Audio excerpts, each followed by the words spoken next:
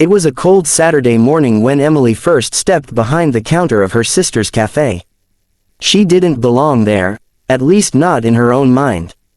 Emily was more comfortable behind a computer screen, typing away in her quiet apartment, than in a bustling shop full of chatter, clinking cups, and the constant hiss of steaming milk. But her sister Lily had called that morning with a weak, scratchy voice, confessing she was too sick to make it in. "Please, Em," Lily begged. "I can't close the cafe. The regulars count on their weekend coffee. Just hold the fort for me." Emily hesitated. She didn't know the first thing about making cappuccinos or managing customers, but she couldn't say no. Lily had poured her heart into that little cafe, and Emily owed her more than she could count. So there she was, awkward in Lily's apron, fumbling with the espresso machine, praying customers wouldn't notice how unsure she was. By 9 a.m., the place was alive. Couples tucked into corner booths, students tapped on laptops, and the smell of fresh pastries filled the air. Emily forced a smile and tried to mimic her sister's warm, confident tone. Then, he walked in. The man at table 3. He was tall, with dark hair that curled slightly at his collar, and eyes that seemed to carry both kindness and sorrow. He ordered a black coffee, nothing fancy, and sat by the window with a notebook open in front of him. Unlike the other customers, he wasn't rushing or scrolling on his phone. He simply stared out the window, occasionally writing something down. Emily noticed him because he noticed her.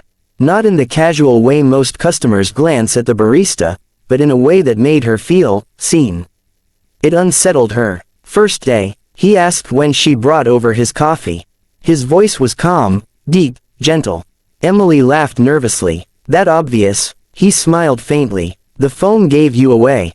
But it's good. Don't worry." For some reason, his kindness hit her harder than it should have. She nodded, muttered a thank you, and escaped back behind the counter. But throughout the morning, her eyes kept drifting toward table 3. By noon, the rush had died down. Emily leaned against the counter, exhausted, when the man came up to refill his coffee. "You're doing great," he said softly. "This place, it has a good spirit. Your sister must be proud." Emily froze. "You know Lily." The man hesitated, almost as if he'd revealed more than he meant to. Then he nodded. "Yes, I knew her." Emily tilted her head. "Knew, past tense." He looked down at his cup. "We used to talk. She helped me through a hard time.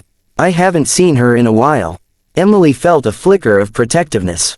Who was this man, and how did he know Lily? Her sister was always helping people, always pouring her heart out, but Emily had never heard of him. Still, there was something in his tone, an ache, that made her soften. The next day, Emily came back to cover again. Lily was still bedridden, fever keeping her weak. And once again, the man at table 3 showed up. Same order, same quiet presence. Day after day, he returned. And slowly, a rhythm formed. He would sit by the window, scribbling in his notebook, and when the cafe calmed, he would talk to Emily. Not small talk, not surface-level chatter, but deep, vulnerable conversations. He told her his name was Daniel. He had lost someone he loved a year ago, his fiancée, Claire. The grief had nearly swallowed him whole. He came to the cafe back then, broken, barely speaking. Lily had noticed. She had offered him a free coffee and a listening ear. Over time, those small gestures gave him a reason to keep going. "She reminded me that even when you lose someone," Daniel said quietly one evening, "life still has small sweetnesses. Coffee, sunlight, a stranger's kindness. She probably never realized, but she saved me." Emily's chest tightened. That was Lily, always giving, never asking for anything back. But hearing how much she had meant to Daniel made Emily feel something she hadn't in a long time, pride in her sister. And something else, something about Daniel himself. But there was a challenge Emily couldn't ignore. She had always lived in Lily's shadow. Lily was the brave one, the outgoing one, the dreamer who opened a cafe from nothing. Emily, she was the quiet sister. The one who played it safe.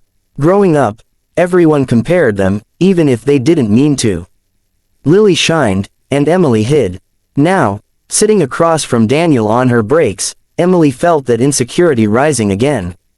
What if he only saw Lily when he looked at her? What if she was just a pale reflection of her sister's light? One night, after Daniel had left, she sat alone in the darkened cafe, wiping down tables, and whispered aloud, "You don't even belong here, Em. You're just a stand-in."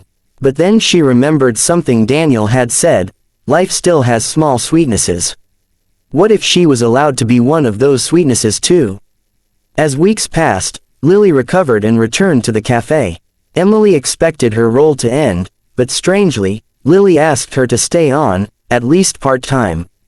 "You've been good for the place," Lily said with a grin. "And for yourself. I haven't seen you smile like this in years." Emily blushed. She knew what Lily meant. Daniel still came every day, and now he spoke to both sisters. But his eyes lingered a little longer on Emily. His voice softened when he asked about her writing dreams, the stories she never shared with anyone else. One evening, after closing, Daniel approached her as she was stacking chairs. "There's something I need to tell you," he said. His voice trembled. Emily's heart pounded. She braced herself for disappointment, for him to say he still loved Lily, or that she was just a reminder of her sister's kindness. But instead, he said, "When I first came here, I thought Lily was the reason this place felt like hope. And she was. But these past weeks, it's you, Emily. You remind me that life keeps moving forward. You've given me something I never thought I'd feel again." Her breath caught. "What's that?" He looked at her steadily. "A future." Still, their journey wasn't easy. Daniel carried grief like a shadow. Some days, he pulled away, retreating into silence, and Emily wondered if she was enough to compete with a memory. Other days, Emily's self-doubt whispered that she wasn't special, that Daniel only wanted her because she reminded him of Lily's compassion. They argued, they stumbled, they almost gave up. But each time, they came back to the cafe. To the small sweetnesses, to coffee and sunlight and second chances. Months later, on a bright spring morning, Emily opened the cafe doors early. Daniel was waiting outside, holding his ever-present notebook. He handed it to her. Inside, the pages were filled, not just with grief, but with stories. Their stories. How Lily had saved him. How Emily had taught him to live again. At the end, one line was written in careful handwriting, "Table 3 wasn't just where I healed. It's where I found you." Tears blurred her eyes as Daniel took her hands. "Emily," he whispered, "will you keep filling in? Not just at the cafe, but in my life." She laughed through her tears, shaking her head. "Daniel, I'm not filling in anymore. I'm exactly where I'm supposed to be." The message: life has a way of placing us in unexpected roles, sometimes ones we feel unprepared for. Emily never meant to take her sister's place, but by stepping into the cafe, she stepped into her own strength. She learned she wasn't just Lily's shadow, she had her own light, her own purpose. And Daniel, he learned that healing doesn't erase the past, it honors it, while opening the door to something new. Together, they discovered that love isn't about replacing someone. It's about recognizing when your heart is ready to begin again. So if you're ever called to fill in for someone, don't underestimate the power of that moment. You may just find the very thing you didn't know you were searching for.